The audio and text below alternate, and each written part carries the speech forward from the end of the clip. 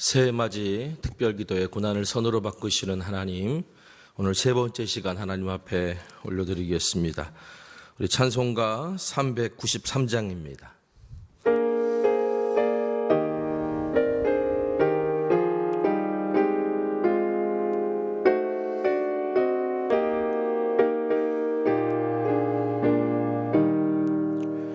오 신실하신 주 내 아버지여, 늘 함께 계시니 두려움 없네. 그 사랑 면찮고 날 지키시며 어제나 오늘이 한결같네.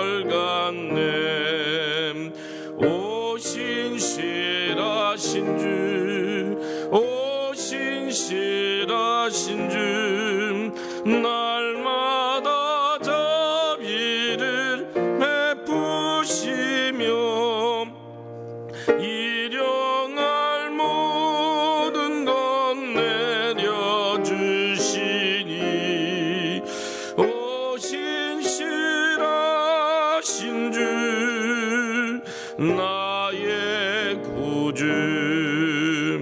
봄철과 또 여름 가을과 겨울, 해와 달 별들도 다 주의 검. 만물이 주 영광 드러내도다. 신실한 주 사랑 다 내네. 오 신실하신 주, 오 신실하신 주, 날마다 자비를 베푸시며 일용할 모든 것 내려주시니 오 신실하신 주, 나의 구주. 내 죄를 사하여 아니하시고 주 친히 오셔서 인도하네. 오늘의 힘되고 내일의 소망, 주만이 만복을 내리시네. 오 신실하신 주, 오 신실하신 주, 날마다 자비를 베푸시며 일용할 모든 것 내려주시니 오 신실하신 주, 나의 구주. 아멘. 기도하겠습니다. 사랑의 하나님, 오늘도 변함없이 우리를 돌보시고 지키시고 인도하시는 하나님을 우리가 날마다 찬양하며 오늘 나아가기를 원합니다.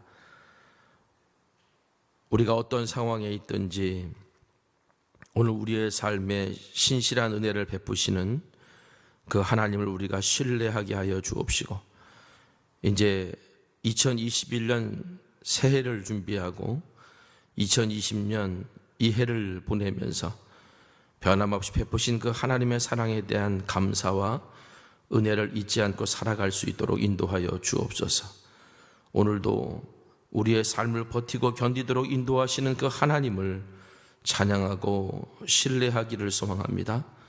오늘 이 새벽에 말씀을 통해 은혜 내려주시고 순종하고 가야 될 길을 깨닫게 하여 주시며 날마다 우리의 숨이 다하는 동안 끝까지 주님의 이름을 부르며 살아갈 수 있는 힘과 은혜를 오늘 이 새벽에 오늘 이 말씀을 통하여 깨달아 알게 하여 주시옵소서.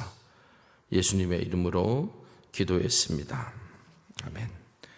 성경 보겠습니다. 오늘 성경 말씀은 창세기 39장 1절에서 3절에 있는 말씀입니다. 창세기 39장 1절에서 3절에 있는 말씀,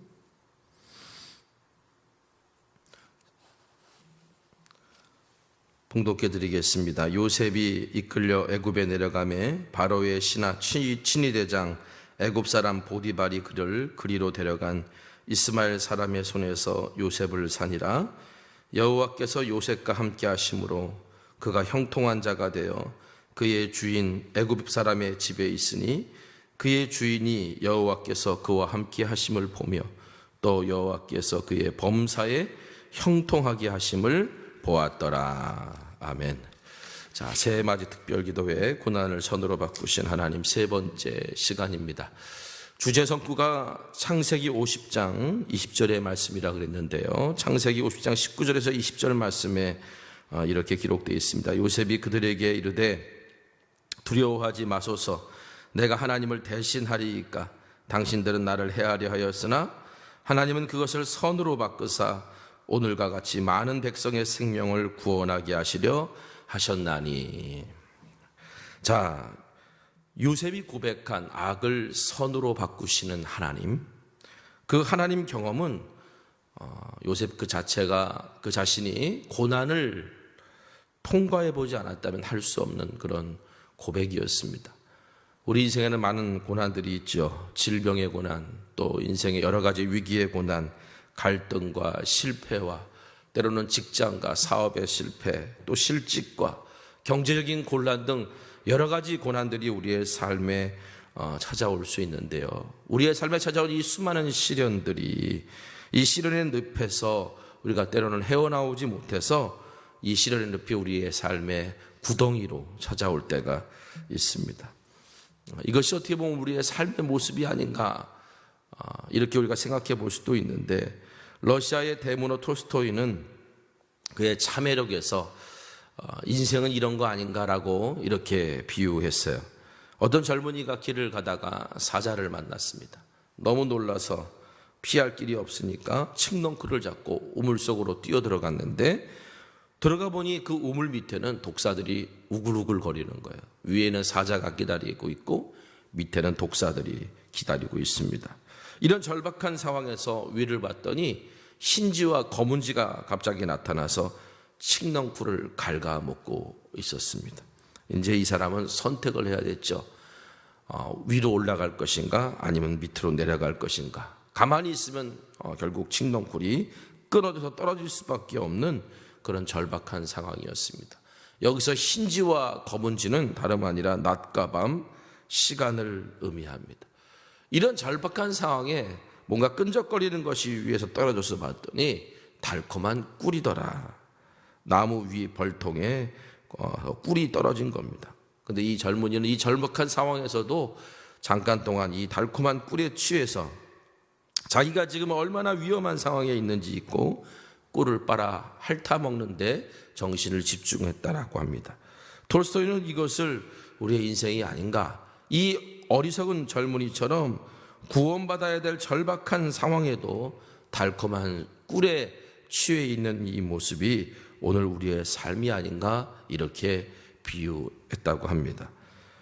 어떻게 보면 구원받아야 될 상황임에도 불구하고 꿀의 모든 정신을 뺏기고 있는 이 어리석은 젊은이처럼, 아니면 상황에 절망하고 두려워해서 아무것도 못하고 포기하고 있는 그 어리석은 모습이 오늘 우리 가운데 없는지 돌아보았으면 좋겠습니다. 여러분, 어제 요셉이 구덩이에서 벗어날 수 있었던 것은 하나님을 간절히 찾았기 때문이다 이렇게 말씀드렸습니다. 구덩이에서 빠져나오려면 내 힘으로 되는 것이 아니라 누군가 그 고난의 구덩이에서 건져 올려 주셔야만 했기에 요셉은 하나님을 간절히 부르짖을 수밖에 없고 찾을 수밖에 없었습니다. 야고보서를 쓴 주의 형제 야고보가 고난당하는 이들을 향해서 이렇게 권면했습니다. 야고보서 5장 13절 너희 중에 고난당하는 자가 있느냐 그는 기도할 것이요. 여러분, 고난 가운데 있다면, 시련 가운데 있다면 주님 앞에 기도할 시간이 찾아왔음을 깨달을 수 있는 지혜로운 자 되기를 간절히 소망합니다. 자, 요셉은 그 절망의 구덩이에서 구원의 하나님을 경험했습니다. 하나님께서 요셉의 기도를 들으시고 구덩이에서 만나 주신 것입니다. 하지만 우리가 알다시피 요셉이 구덩이에서 나왔다고 바로 아버지의 집으로 돌아갔느냐? 그렇지 않습니다. 요셉은 노예 생활을 해야 했고 억울한 옥살이도 해야 했습니다. 자, 우리는 요셉은 모르지만 우리는 알고 있는 게 있죠. 요셉을 죽여서 구덩이에 던지려고 했던 그 동생들을 맏형 르우벤이 간신히 설득합니다. 일단 구덩이에만 던져놓게 하자. 르우벤은 동생들의 감정을 추스려 놓고 기회를 봐서 요셉을 구출해서 아버지에게 돌려보내고자 했던 겁니다. 르우벤의 계획은 일단 성공했는데, 그래서 르우벤이 잠시 자리를 비운 사이에 야곱의 넷째 아들 유다가 요셉을 애굽으로 가는 상인들에게 노예로 팔자 이렇게 제안함으로 말미암아 요셉은 애굽으로 가는 노예로 팔려지게 되었습니다. 르우벤이 돌아왔을 때 요셉이 없는 것을 보고 옷을 찢고 르우벤이 이렇게 말합니다. 아이가 없다. 나는 어디로 갈까? 맏형 르우벤으로서는 돌아가서 아버지에게 할 말들이 없고 또 아버지에게 대한 자기의 죄에 대한 아픔도 있었기 때문에 큰 슬픔 가운데 이렇게 외쳐 울부짖었던 것 같습니다. 자, 그런데 오늘 우리가 생각해 봅니다. 만일 르우벤이 조금만 빨리 왔으면 요셉의 인생은 어떻게 됐을까? 아마도 애굽으로 가는 노예로 팔려가지 않았을 수도 있겠죠. 또 르우벤이 자리를 비운 사이 그때 그 마침 애굽으로 가는 상단이 나타나지 않았다면 요셉의 인생은 어떻게 됐을까? 아마 요셉이 노예로 팔려가지 않고 아버지에게 돌아갈 수도 있었을지 모르겠습니다. 요셉이 구덩이에 갇혀서 기도한 것도 사실 이렇게 해달라고 기도한 것 아니었을까? 아버지의 집으로 돌아가고 싶습니다. 아버지에게 무사히 돌아가게 해달라고 그렇게 간구하지 않았을까? 그런데 만일 하나님께서 요셉의 기도를 들어주셨다면, 요셉의 생각, 르우벤의 계획대로 되게 하셨더라면 아마도 요셉은 애굽의 총리가 되기는 쉽지 않았을 것이고 그가 품었던 꿈도 이루지 못했을 것입니다. 하지만 당시에 요셉은 이것을 알 수도 없었고 르우벤도 그 하나님의 큰 계획과 섭리를 다 헤아릴 수 없었습니다. 당연히 요셉은 자신의 기도가 응답되지 않았다고 생각했을 것이고 원치 않는 응답에 속상해하고 있었을지도 모르겠습니다. 그런데 애굽의 친위대장 보디발의 집에 노예로 팔려간 요셉의 모습에서 어떤 원망과 미움, 복수 이런 것들을 찾아보기가 힘듭니다. 어떻게 그럴 수 있었을까? 자, 아버지의 사랑받던 아들에서 17살 나이에 형들에게 배신당하고 먼 타국의 노예로 끌려갔습니다. 죽어야만이 끝나는 노예 생활이 시작됐는데 여러분, 요셉에게 찾아온 이 가혹한 상황 속에서 보통 일반 사람들이라면 화를 내거나 분노에 사무치거나 원한에 사무쳐서 화병으로 죽거나 아니면 성격이 삐뚤어지거나 복수심에 불타고 독하게 마음 먹고 내가 반드시 살아나가서 형들에게 복수하리라 라고 하면서 일단 눈앞에 있는 성공을 쟁취하려고 하거나 일반 사람들은 이렇게 반응하기 마련인데 여러분, 요셉은 어떻게 했을까요? 오늘 성경을 보니까 요셉은 보디발의 집에서 노예로 팔려간 지 얼마 안 돼서 큰 신임을 얻게 됩니다. 젊은 나이에 바로의 친위대장 집에 가정 총무가 되어서 보디발이 모든 재산을 그에게 완전히 맡길 만큼 신임받는 인물이 된 겁니다. 어떻게 보면 요셉이 아버지 곁에, 가나안 땅의 아버지 곁에 있었을 때보다 노예였지만 그러나 더 편안한 삶을 살고 있는지 모르겠습니다. 비록 노예였지만 나름대로 노예로서는 성공한 인생을 요셉은 살게 된 겁니다. 이 모든 것이 요셉이 나는 이제 복수해야지, 내가 돌아가서 형들에게 원한을 갚아야지, 이런 복수심에 불타서 열심과 성공을 위해 살았기 때문일까요? 아닙니다. 만약에 요셉이 그런 마음으로 열심과 성공을 위해 살아서 바로 보디발의 신임을 얻게 되었다면 원망과 미움으로 가득 찬 그 요셉을 보디발이 그렇게 인정하지는 못했을 겁니다. 여러분, 아무리 능력이 탁월해도 누가 20살 남짓한 젊은 청년 노예에게 자기 전 재산을 위탁할 수 있겠습니까? 보디발이 이렇게 할 수 있었던 이유는 따로 있었습니다. 우리 2절 3절 말씀을 보겠습니다. 여호와께서 요셉과 함께 하심으로 그가 형통한 자가 되어 그의 주인 애굽 사람의 집에 있으니 그의 주인이 여호와께서 그와 함께 하심을 보며 여호와께서 그의 범사에 형통하게 하심을 보았더라. 자, 요셉이 이렇게 짧은 시간에 그 젊은 나이에 애굽의 친위대장 보디발의 집에서 가정총무로 큰 신임을 받을 수 있었던 것은 보디발이 하나님께서 요셉과 함께 하심을 보았기 때문이다. 자, 오늘 성경은 특별히 하나님께서 요셉과 함께 하심을 보디발이 보았기 때문이라고 그렇게 우리에게 말씀해 주고 있습니다.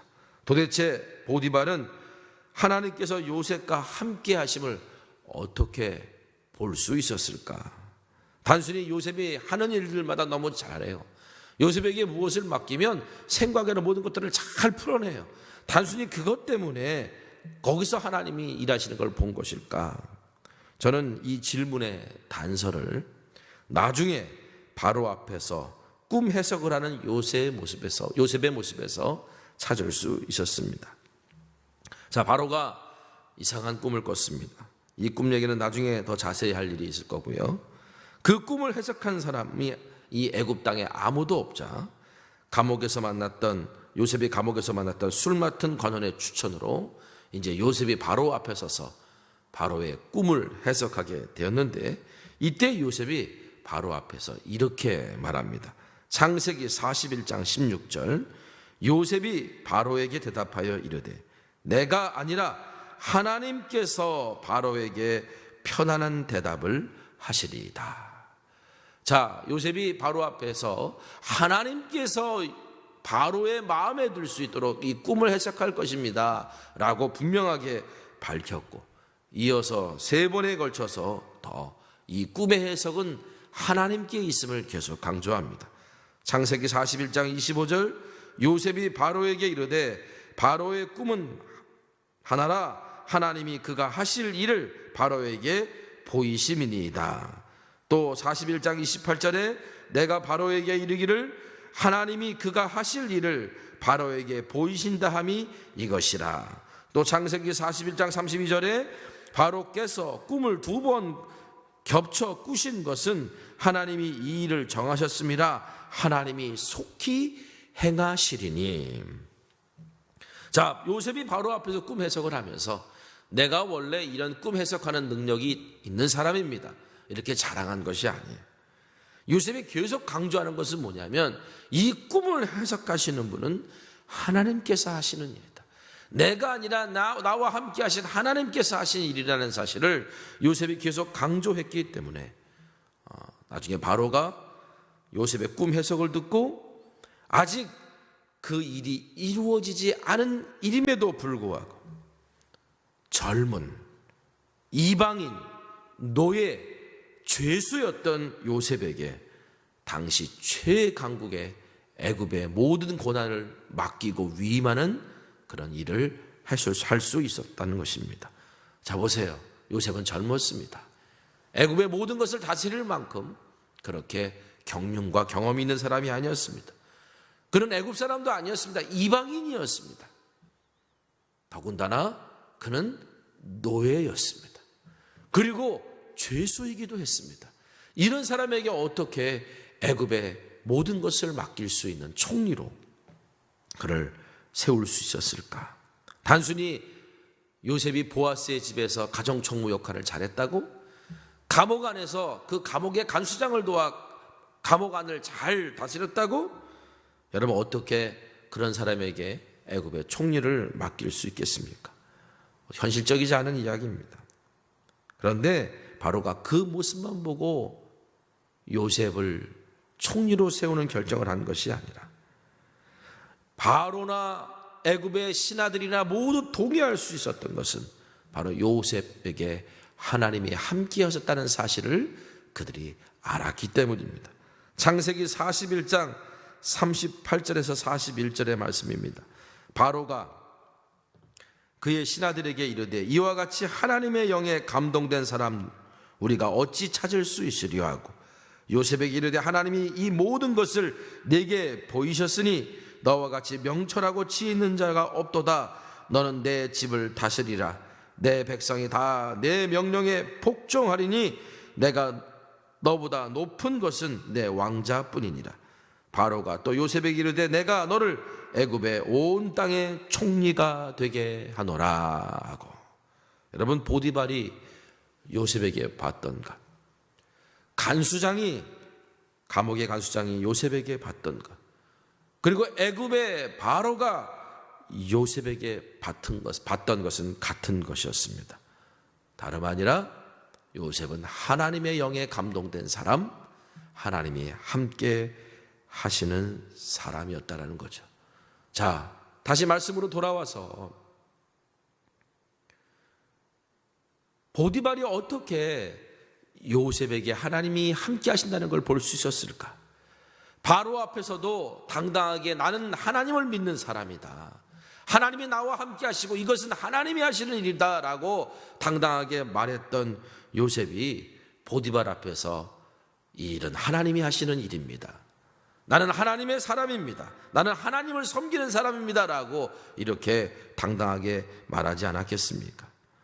요셉이 자신의 모든 행위가, 자신의 모든 삶의 모습이 하나님으로부터 나왔다는 것을 고백하고 말했기 때문에 보디발은 바로 요셉의 삶에서 하나님이 함께 하신 결과를 볼 수 있었고 하나님이 함께 하셨다라고 깨달을 수 있었던 겁니다. 그렇기에 요셉이 요셉을 보고 한 것이 아니라 요셉과 함께 하신 하나님을 신뢰했기에 모든 것을 맡길 수 있었던 것이 아니었을까. 자, 그렇다면 이제 어떻게 하나님이 요셉과 함께 하심을 보여줄 수 있었을까? 이런 질문들을 던지게 되는데요, 이것을 잘 보여주는 예가 성경에 나옵니다. 요셉은 똑똑하기만 한 것이 아니라 용모가 빼어나고 아름다운 사람이었습니다. 단순히 외모만이 아니라 아주 매력적인 청년이었다는 겁니다. 그러니 인기가 얼마나 많았겠습니까? 더군다나 보디발의 집에서 그 요셉을 아주 끈질기게 유혹한 사람이 있었는데 바로 보디발의 아내였습니다. 요셉은 얼마든지 그 젊은 혈기에 보디발의 아내의 유혹을 받아들일 수 있었음에도 불구하고, 아니 보디발의 집에서 그로 인하여 그 유혹을 받아들였을 때 더 편하게 살 수 있음에도 불구하고 요셉은 거절했습니다. 그런데 보디발의 아내가 포기하지 않고 유혹을 했을 때 요셉은 더 단호하게 그것을 거절하고 보디발의 아내와 그 자리에 함께 있는 것조차도 멀리하고자 했습니다. 자, 요셉이 이렇게 할 수 있었던 이유, 나를 신뢰하고 나에게 모든 것을 맡긴 바로 이 보디발에 대한 충성심도 있었겠지만 죄의 유혹을 이기고 그의 충심을 가능하게 했던 그것은 바로 그의 요셉의 고백 속에 담겨져 있습니다. 창세기 39장 9절, 이 집에는 나보다 큰 이가 없으며 주인이 아무도 내게 금하지 아니하여서도 금한 것은 당신뿐이니 당신은 그의 아내입니다. 그런즉 내가 어찌 이 큰 악을 행하여 하나님께 죄를 지으리까? 내가 어찌 이 큰 악을 행하여 하나님께 죄를 지으리까? 여러분, 요셉이 하나님이 함께 하심을 자신의 삶에서 보일 수 있었던 것은 그가 모든 상황에서 하나님과 함께 하는 것, 다시 말하면 하나님 앞에서 살고자 했던 고람대오의 신앙인이었기 때문입니다.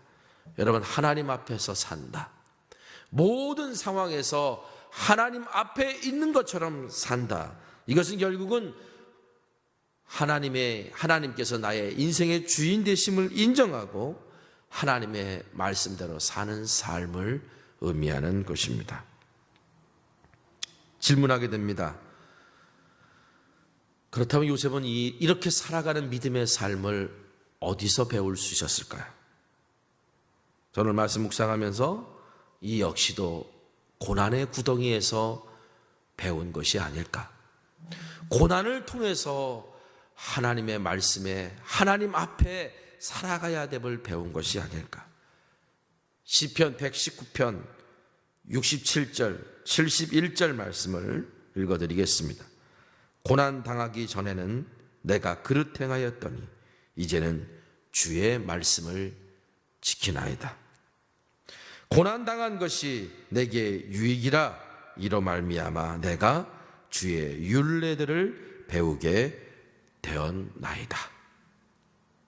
사랑하는 성도 여러분, 고난을 선으로 바꾸시는 하나님을 만나려면, 고난의 구덩이에서 내가 하나님을 경험하려면 먼저 기도의 사람이 되어야 되고, 그리고 말씀의 사람이 되어야 합니다.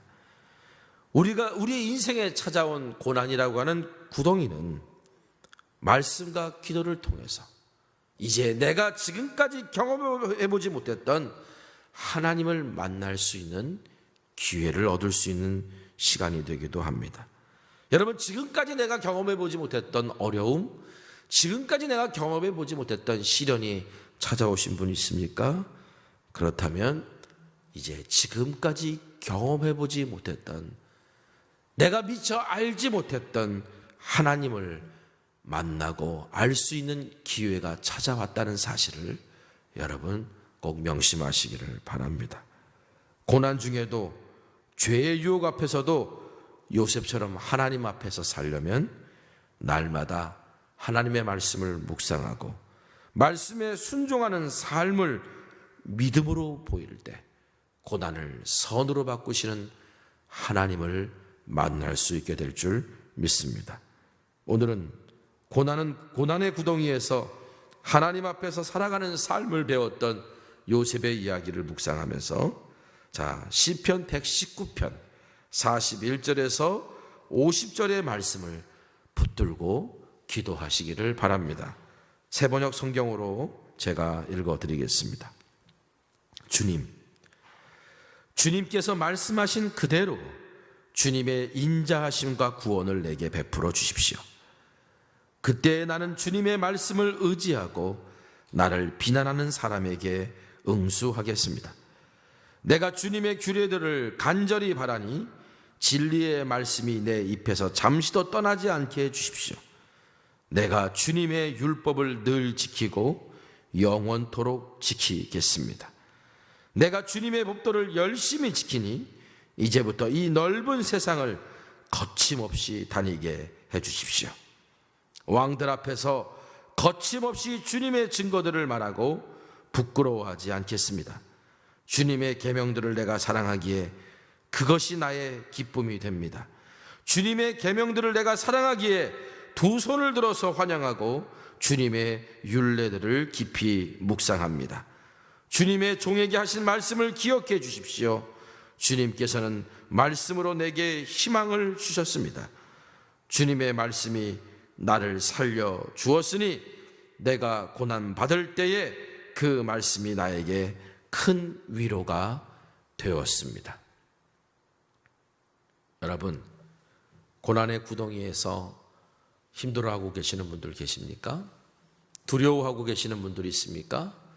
그렇다면 지금이 바로 고난을 선으로 바꾸실 하나님을 만날 기회입니다. 오늘 말씀을 묵상하고 또 시편 119편 41절에서 50절의 말씀을 붙들고 기도하심으로 고난 가운데 선으로 바꾸시는 바로 그 하나님을 경험하는 오늘 은혜와 은총이 여러분 가운데 함께 하시기를 간절히 기도하겠습니다. 기도합니다. 거룩하신 아버지 하나님, 오늘 요셉의 이야기를 보았습니다.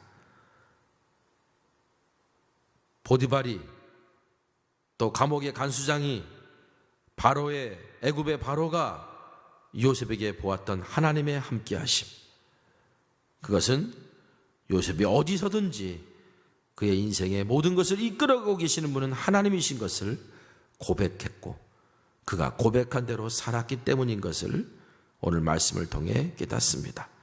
주여, 오늘 이 시대에 오늘 나를 만나주신 주님, 나를 구원하신 주님을 내가 고백하며 살아갈 수 있도록 인도하시고, 무엇보다도 요셉이 그렇게 살 수 있었던 것은 고난 가운데 하나님의 말씀대로 살아가는 법, 하나님 앞에 살아가는 법을 배웠기 때문이라는 것을 우리가 분명히 깨닫고, 오 주님, 아무리 어렵고 힘들더라도 하나님의 말씀대로 살아가는 법, 하나님 앞에 살아가는 삶을 살아갈 수 있도록 우리를 깨닫게 하여 주시고 인도하여 주시옵소서.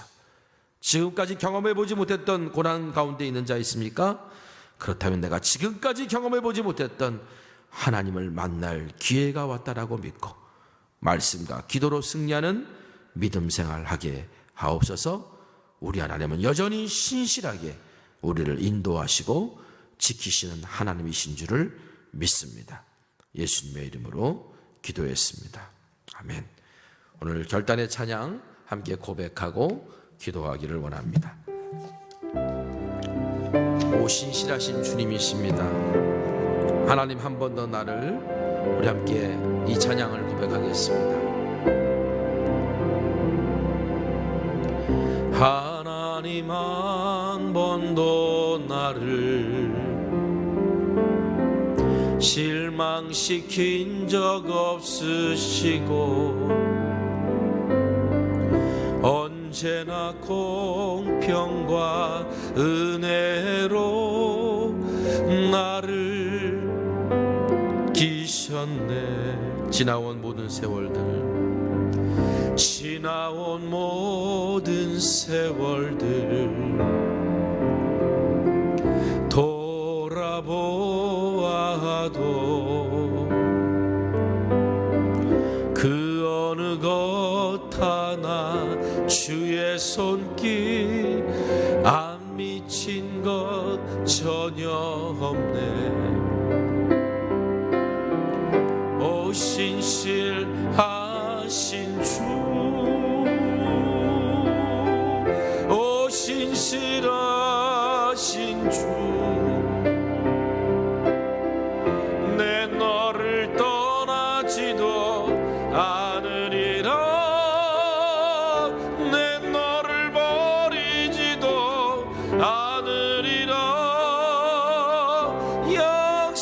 약속하셨던 주님, 그 약속을 지키사 이후로도 영원토록 나를 지키시리라 확신하네. 오늘 우리를 지켜주시는 그 하나님을 신뢰하고 우리 한번 다 같이 기도하기를 원합니다. 함께 기도하겠습니다.